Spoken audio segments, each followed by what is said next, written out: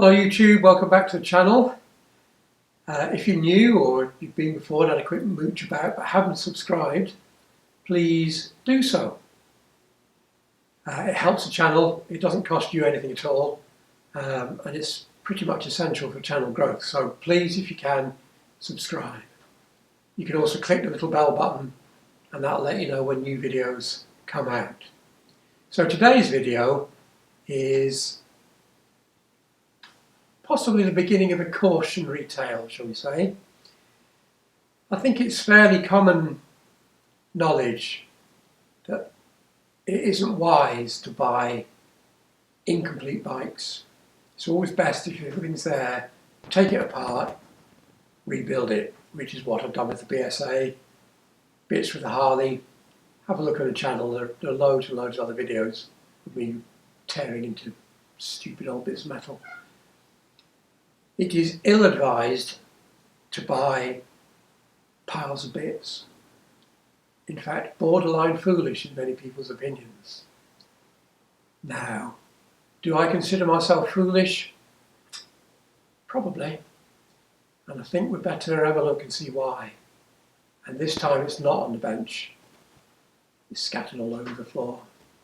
Let's have a look. Okay.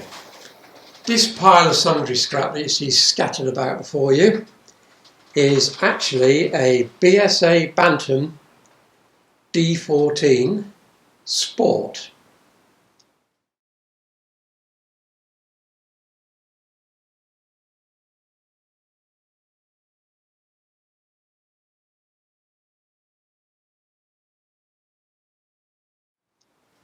Now, I have run the frame number past the BSA Owners Club and they tell me that it did indeed leave the factory as a Sport. It has the correct high level mounting for the exhaust, it has the correct heavyweight forks, various other little bits that point to it being a Sport, cut off side panels, blah blah blah blah blah. Haven't seen. However, I have had this for a short period of time, and in that short period of time I have discovered that the bits that this bike is missing are the bits that are really hard to find for Bantam Sports, which is probably why the build was abandoned, because part of it obviously has been done. I lit a few bits of it by me when I first got it, just to fiddle about. So let's take a closer look at some of the bits we've got and some of the bits we haven't. Right, the frame's in primer. The swinging arm bushes are completely shot, so they need replacing. The rest of the frame looks good. I'm not expecting any issues then. All the lugs are there, nothing seems broken, nothing seems bent. That's fine. The rear seat section has been painted, but I'll be redoing that because it's suffered from sitting, I think, to be generous to the person who did it. The chain guard is rusty but savable.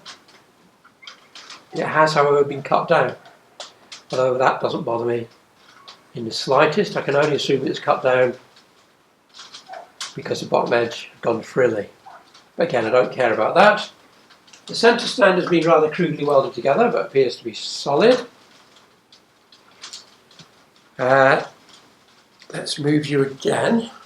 Now at the back there you can see a fork leg, which has been rebuilt. I did that when I first got it, just for a play. I have got the other leg. It needs putting back together. Bushes are fine. I've got seals for it. The gaiters are petrified, so I'll need some new gaiters, but that's neither here nor there.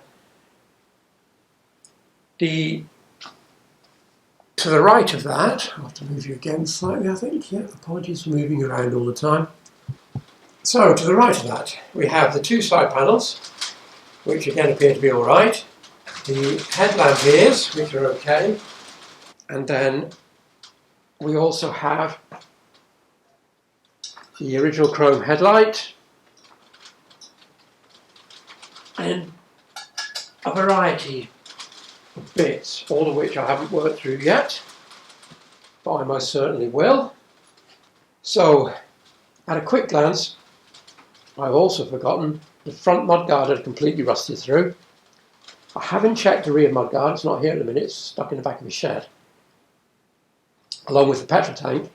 I know the chrome side panels on the petrol tank are useless. So I'll have to decide what to do about that.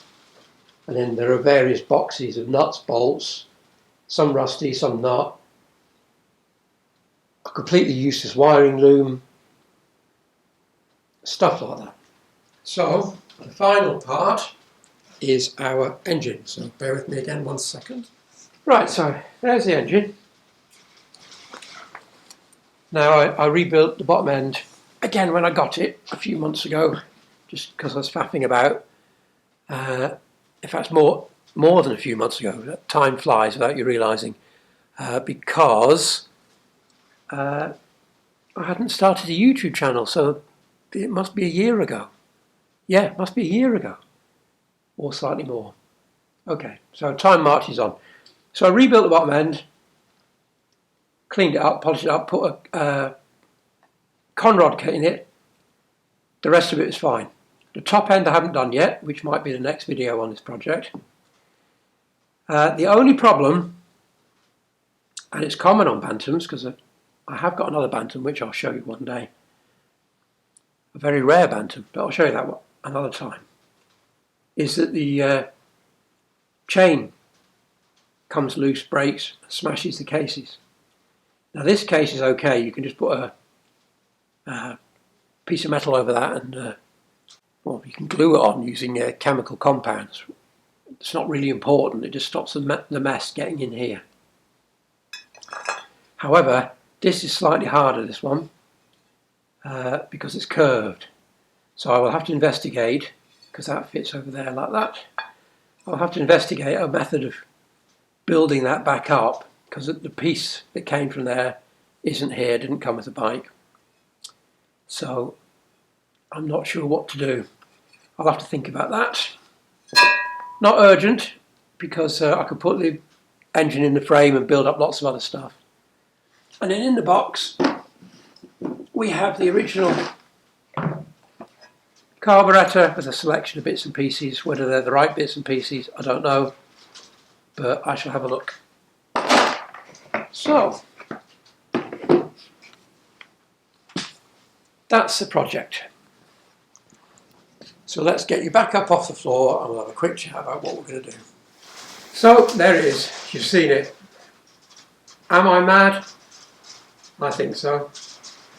So what am I going to do to get out of this pickle? Well, the Bantam was bought at a price where if I just sold the constituent parts off, such as the heavyweight forks, the frame with logbook, the engine, I would get back more than I paid for it, because I got it at a very, very reasonable price.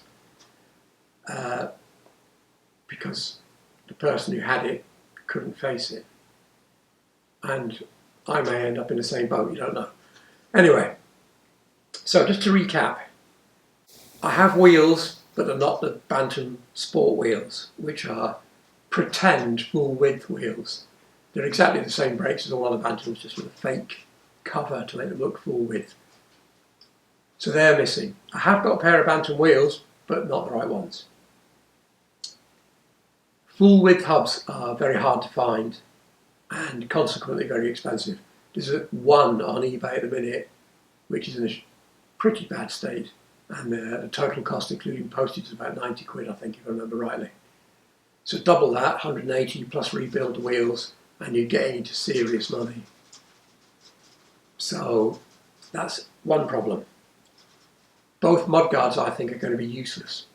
I'm not aware of anyone selling sports guards at the minute. I believe that the B25 chrome mudguard at the front may fit. I'm going to have to look into that. I was told that, I'm not entirely sure it's correct. If you know, please comment, please let me know. Save me wasting my time checking it out. So I'm missing the mudguards. The seat cover's shagged. It looks alright in the video, but there are lots of holes in it. The base I haven't checked yet, I'll show you that when I cut it apart, and I'm pretty certain the foam's gone. Now, assuming the base is okay, I think RJ Layton, anyway, Layton's, I think they can supply a cover. Don't know about the foam. And then there is a silencer, but it's dubious. I'll have to clean that up and find out. There is no downpipe. The wiring loom is non-existent. The rotor and stator are both knackered. It needs chain and sprockets, usual stuff. So what do? Well, I live in an area where there are a few byways open to all traffic, or green lanes as it used to be called, and I don't have a suitable motorcycle to have a play on them. Now I could go out and buy a Japanese trail bike, a classic Japanese trail bike, which would probably be quite an interesting bike to do for the channel, or I could build this as a Bushman.